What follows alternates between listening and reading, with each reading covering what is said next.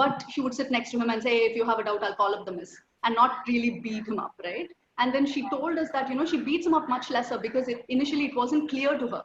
It wasn't apparent that the child is putting in effort and he's having challenges. That's why both sides of the coin saying this is the challenge and these are the strengths we are using and the child is getting better. Challenge is not gone. It's still there, but it's getting better. Makes sense. Yeah, thank you for sharing that.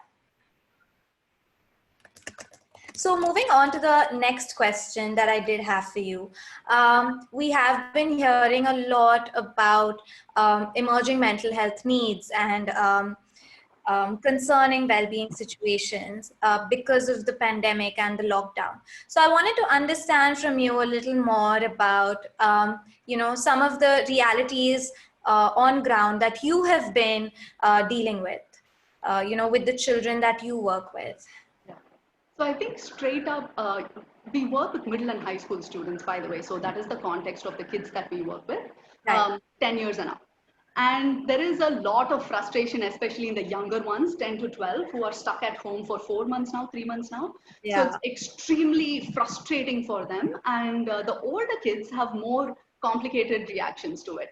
One thing is, very recently, one of our students who's staying in Pondicherry. So when the pandemic happened, he left to be with his family, right? And there the restrictions are extremely strong.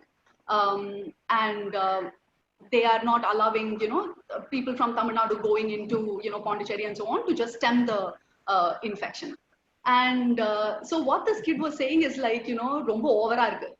Like they're not letting me go out and play. The restrictions are crazy, but I hear from my classmates that they are playing at least within their compound, at least on the terrace with their siblings. I'm not able to leave the house at all, right? And then we were like, so the frustration is on one side, and on the other side, he's like, but I understand how much safer we probably are.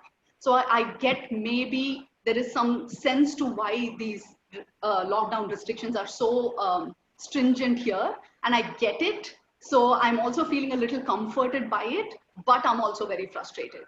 And we have a lot of children who would, kind of in our social and emotional learning classes, SEL classes, they would say that, I've had a lot of time with my mom because she's not been going out to work. So I've learned how to, cook, make little, snacks for the evening and so on. And at the same time, there are children who say, I've not spent any time with my parents because both of them go out to work every day. And so, when all the friends are talking about so much time with family, I don't have any because they're all going out to work.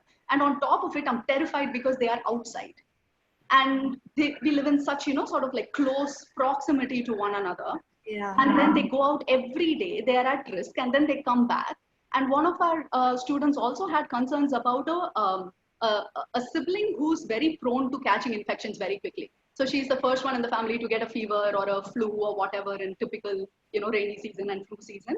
And she's terrified that my mom goes out to work every day, and then my younger sister is at great risk. So alongside conversations of, we'll have children coming and showing us, models of the Brooklyn Bridge, one of the kids had done. Just using chart papers and broken toothpicks and all toothbrushes, like all kinds of things, repurposing materials to, make little projects. So there are children who are doing that also. And when they show us all of these things and then we ask the children for their reactions, sometimes it's very disheartening, right? When children say, oh, that sounds fun, but then I'm terrified that, we're at great risk for this. There have been students who've been expressing a lot of anger, towards neighbors, for example, who've been infected and kind of go around the community. And so there is a lot of, I understand lockdown is difficult. And these are all from adolescents, so very sensitive to seeing both sides of the coin to say that I understand how frustrating it is, but you have no business putting all of us at risk. So very nuanced and complex, multiple emotions at the same time, multiple meanings of the experience to be held at the same time that children are having. And so, yeah, that is essentially what is coming out as a strong need is a space to share, because where there is so much social distancing happening, right? And that is going to be the norm maybe for the rest of the year and, longer. But how do we really keep the children connected to one another and to their teachers? How do we keep creating spaces where we're talking about I may be a student, you may be a teacher, but in many ways, the experience of the lockdown are very similar to one another. Mm-hmm. And we share so many experiences. There are some experiences which may be very specific to just teachers or to just students, but there is a lot of shared commonalities that can really bring two seemingly disparate stakeholders very close together. Like for example, if you see with the whole online learning thing, right? It's new for all of us. Students are struggling with this whole new modality of how do I pay attention, how do I take notes and make sure the teacher knows I am paying attention. And the teachers are, how do we really engage students effectively? So this is pretty much a shared experience. So for mental health needs or well-being needs at this time, it's really to get people to stay connected and to really listen to one another and to take some learnings back to how they are engaging with each other. Yeah, that's very true. Staying connected is also the need of the hour, so people don't feel isolated and they don't feel like they're in this alone. Yeah. Jyoti, you've been very positive about your sharings, and you clearly have a very positive outlook on the work that you do. But it's also very evident that you need certain levels of empathy and resilience to carry on and continue the kind of work that you are actively engaging in. So tell us a little bit more about where you find this and how you stay rooted and how you keep going.